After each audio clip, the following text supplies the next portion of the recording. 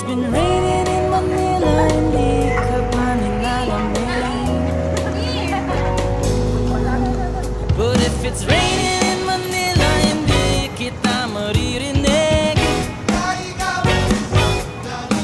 So I'll be waiting